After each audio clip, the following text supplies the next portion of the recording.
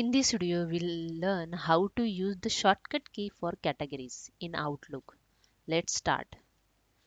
Select the mail, click on the home tab, click on the categories. First, I use one categories blue on my email, yellow on email. Okay. Now I want to use the shortcut keys. Click on the all categories. Okay.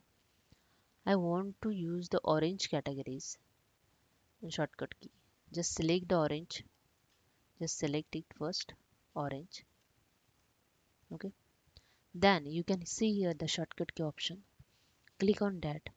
Control plus F2. Just I want to select Control plus F2. When you press the Control plus F2, the orange category is used on your mail. Just click on OK. Now I select the mail. Then I press the Control plus F2. See, the orange category is apply on your email. That's it. Hope you understand. Please subscribe my channel if you like this video.